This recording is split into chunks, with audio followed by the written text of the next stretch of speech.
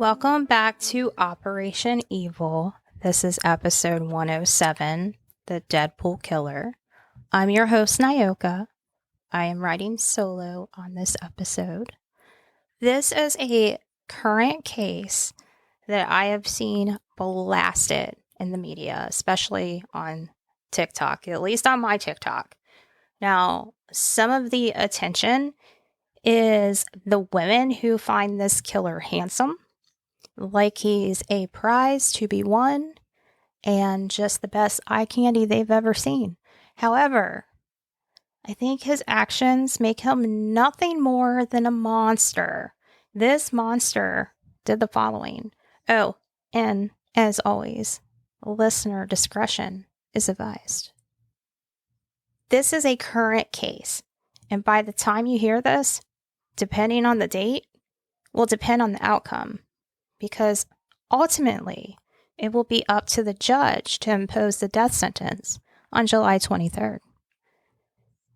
This is about the monster named Wade Wilson, and dubbed the Deadpool Killer because he shares the same name with the Marvel character Deadpool. But this is a real-life monster. Wade Wilson, 30 years old at this time, slaughtered 2 women in the matter of days in October 2019. Why did he do it? The prosecutor said he killed for the sake of killing. The first victim was Christine Melton. She was a 35-year-old waitress who lived in Cape Coral, Florida. Christine grew up in Illinois, and was favorite holiday was Halloween. Christine was also a godmother to her cousin Samantha's child.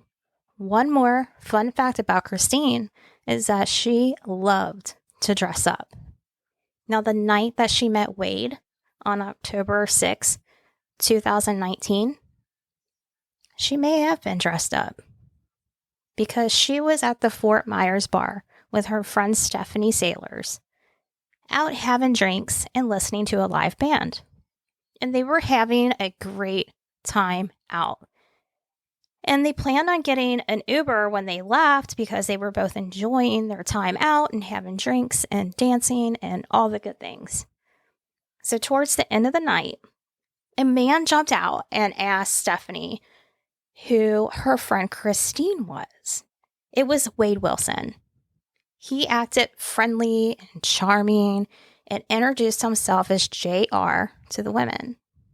Now, after the bar closed, JR, aka Wade, drove the women to the home of Jason Shepard, where they would hang out for several hours, and then they would go to Christine's house.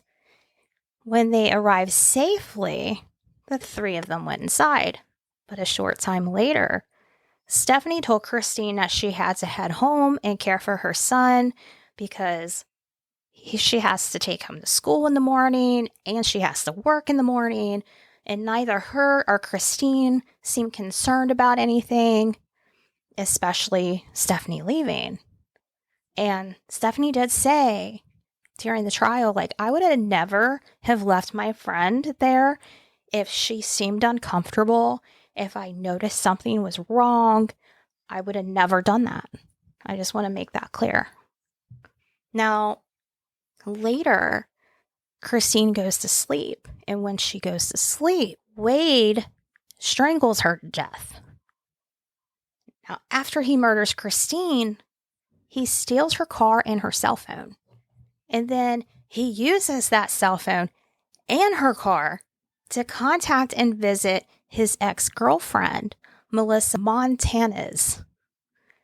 And he arrives at her business and tries pulling Melissa into the car. And it becomes physical. And she is trying everything to fend him off and not get in that car. And he punches her in the face and blood splatters everywhere.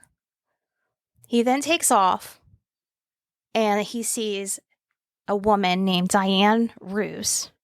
I'm not sure if I'm saying that right. Ruiz, Ruiz. He sees Diane walking to work for her 10 a.m. shift, and asked her for directions to a local school. Now, Diane was a 43-year-old engaged mother of two and worked as a bartender. So Wade lures Diane over and asks her for directions, and she gets in the car. Then they fight in the vehicle. She attempts to flee the car, but he strangles and beats her. And then he pushes Diane out of the car, but when he noticed that she was still breathing, he decided to run the car over Diane 10 to 20 times until she looked like what Wade described as spaghetti. Now, her body would be discovered 3 days later as vultures circled ahead in a field behind Sam's Club. Then he went to an acquaintance's business and confessed. And he was like, I'm trying to leave. I need to get a bus or a train ticket, and I need to get out of here. And he was, at this time, he was looking disheveled. Like, he was only wearing sweatpants. He had no shoes on. He was bloody. And then, on top of all of this, he calls his dad to brag about what he did. And guess what? His dad turns him in. Thank goodness. I'm going to talk a little bit about Wade's history. Now, Wade, he grew up in Tallahassee, and he was adopted. And he has had a history of arrest, assault, theft, child cruelty, and firearm offenses dating back to 2012. Now, in 2015, Wade was arrested on charges of sexual battery and kidnapping after a woman told investigators that he raped her in his SUV after they met at a party. Now, according to court records, the woman said that she and Wade went to his car to smoke pot before he turned violent. She said he ordered her to get into the back seat, and then he choked her with both hands around her neck and repeatedly threatened to shoot her if she didn't obey his commands. He called her a bitch throughout the assault and made videos of it using her own cell phone. The arrest affidavit stated, quote, "The victim stated after being choked and threatened with a gun, she became extremely scared and feared for her life. She said she went into survival mode and began doing whatever he asked and tried her best not to make him mad," end quote. Wilson denied the charges, and a 6-person jury acquitted him at trial.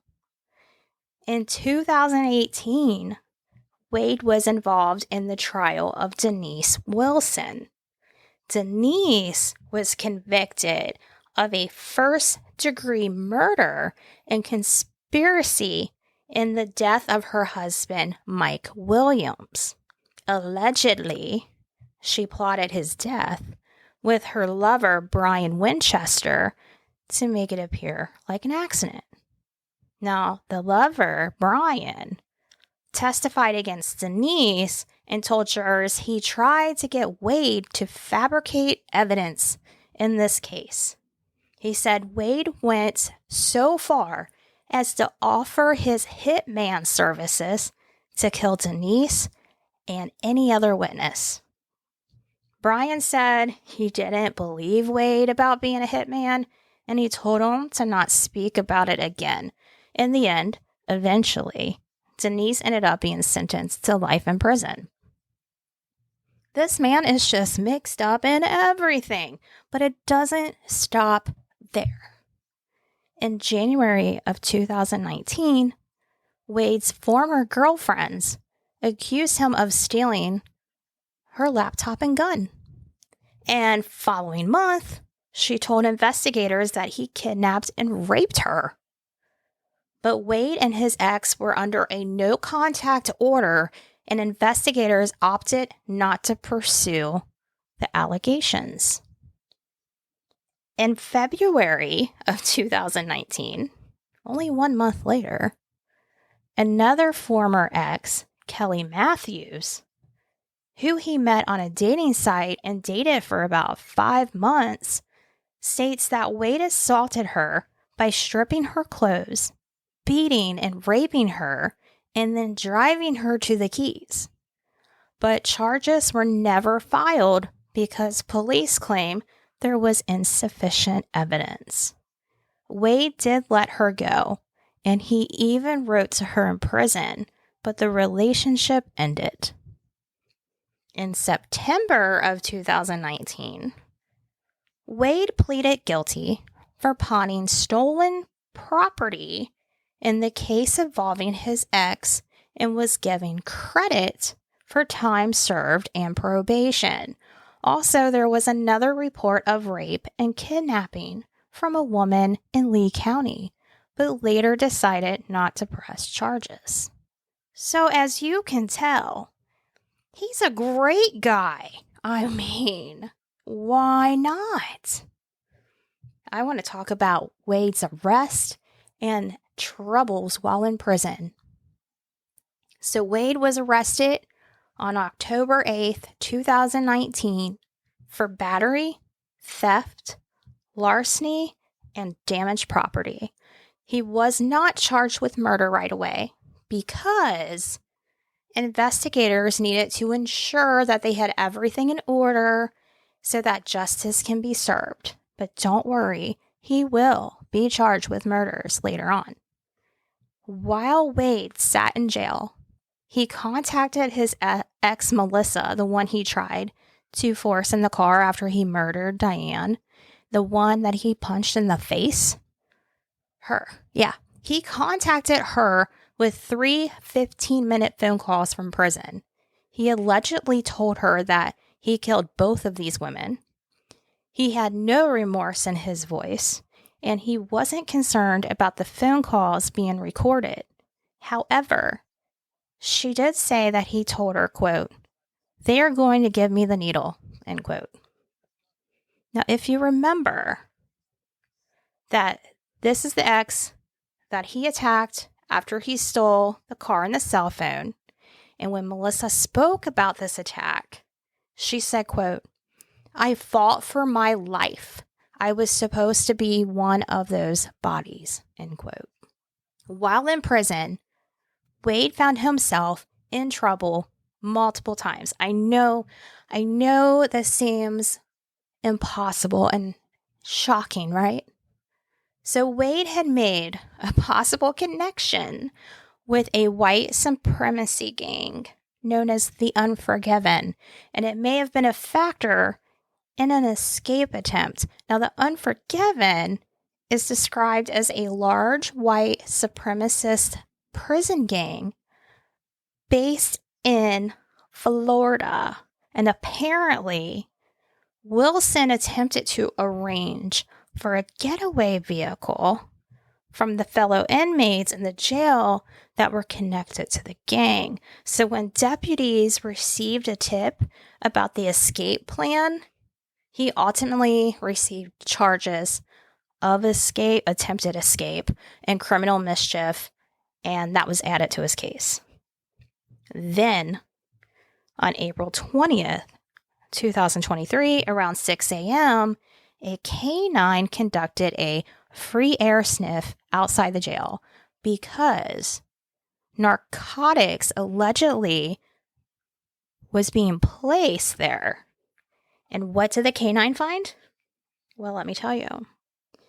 The canine found a gray grocery bag with 2 Ziploc bags inside of a landscaping area, and each bag contained cigarettes, suspected narcotics, lighters, and pills, and both bags tested positive for meth.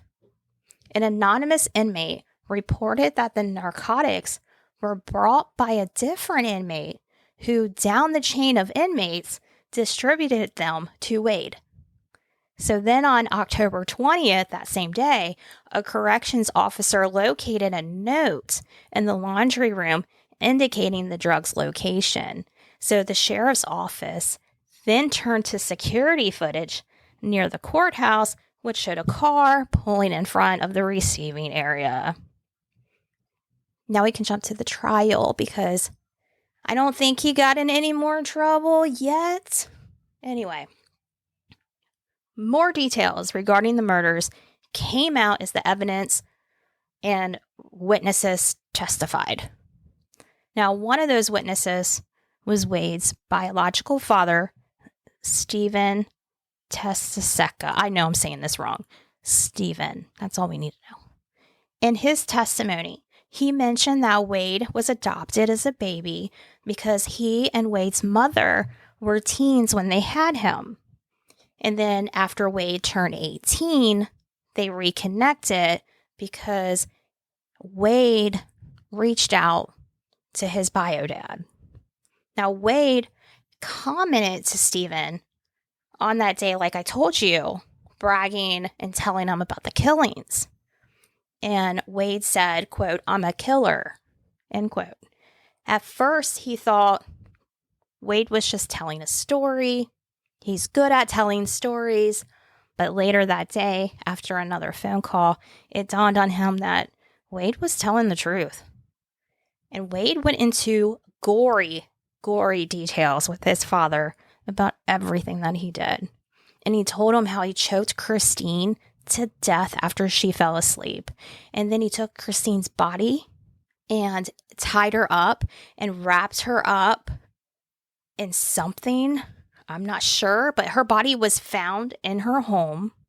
She was still found tied up, and there was signs of a struggle. She had broken fingernails, internal and external bruises, and he then told him how Diane, the second girl that he murdered when he asked for directions, that girl, that she was still breathing when he repeatedly ran her over. And he also was sounding so excited from it. And his dad, Stephen, was like, it was almost like he wanted him to feel just as excited as he did. And he said he would have done it again.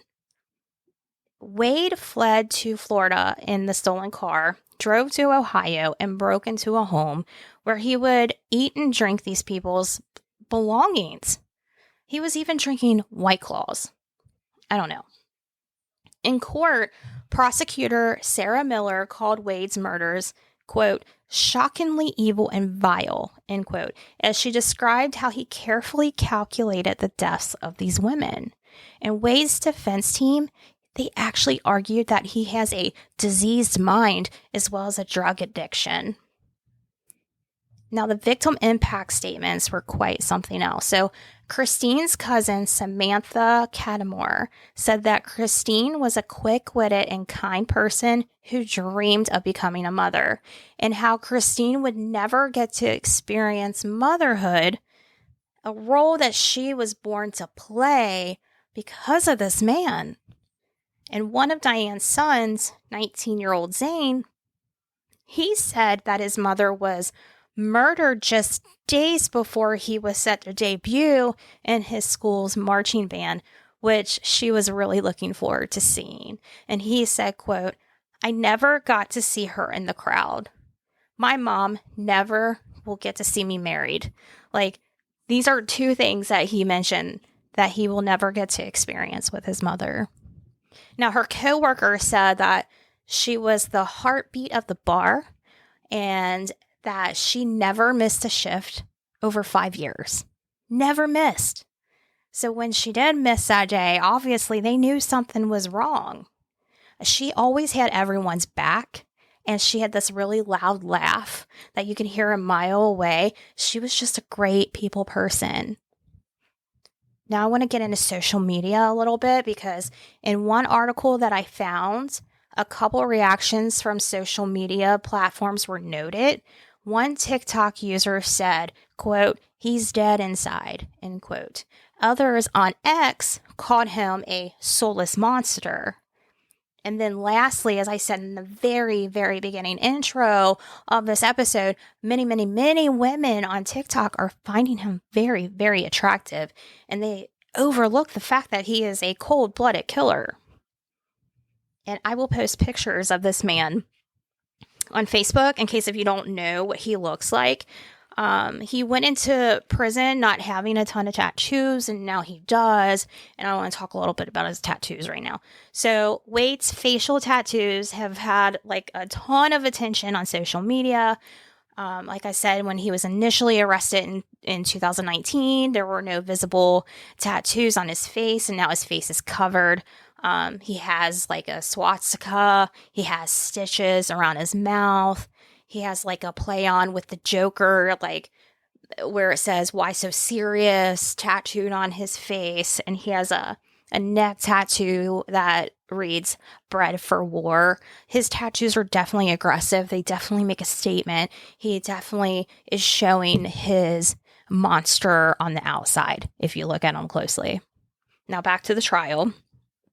In March of this year, 2024, a judge declined Wilson 6 attempts to avoid the death penalty and seek separate trials. So since January, he has tried to challenge the recent changes to the death penalty recommendations by jurors, sought separate trials for different charges, sought to bar victim impact evidence at trial, and hoped that 3 aggravating factors would be dismissed in his case. But after a month, the judge denied the 6 motions filed by Wilson, and he ruled against 2 other motions, and then he was in favor of 2, but the 2 that he denied that were challenged were execution by lethal injection and aggravating factors in his case, but the 2 that was ruled in his favor, we don't know what those are because they are sealed in the court records. But I am curious of what those are. The latest update is that on June 25th, 10 of the 12 jurors recommended the death penalty. And while the recommendation was read, Wade sat there, simply smirking at the judge. I think deep down he's freaking out, though. I mean, he tried 6 times to get out of the death penalty, and now they're recommending it. So the judge will decide on the capital punishment recommendation on July 23rd. If the judge gives him the death penalty, Wade will end up in Florida's death row at Union Correctional Institution. But for now, he is at the Lee County Jail in Fort Myers. Have you guys followed this story at all? I mean, what do you think? I would love to know your thoughts. And because this is being recorded before July 23rd, I'm going to have to keep an eye out. I will update you maybe on here, but definitely on Facebook. I'm very active over there. So I will make a posting about this. You need to look at this man and you need to see what these women are freaking out about. You need to see what monster he is. I'm telling you, this story is something else. Something else. But if you can't get enough Operation Evil, consider supporting the podcast by joining our Patreon. You can seriously sign up for like $3 a month. And we have 33 episodes up now, which is amazing. But definitely take a look at it. You might enjoy it. And it would really, every little bit helps support us. And we have all our notes and where to find us. And you can even buy us a coffee if you want to support us that way. All of those things, all those links are in our show notes. But please, if you can't do that, support us for free by sharing our show, by liking and following our Facebook, by giving us a rating. Any of those things go such a long way, and we appreciate it so much.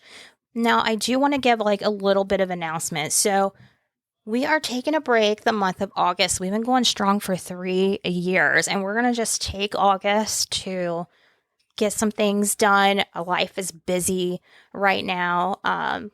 We will definitely still be sharing funny posts and like all the things on Facebook and that.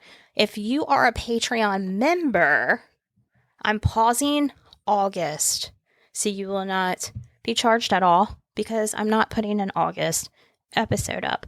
So we will be back on here and on Patreon in September. So until then, thank you so much for listening. I really appreciate you guys so very much. If you know a guest or if you have a story that you would like to tell, contact me. We'll set it up. We got time to figure it out. So thank you very much. I will let you go now. And until September, we'll talk to you then. Goodbye.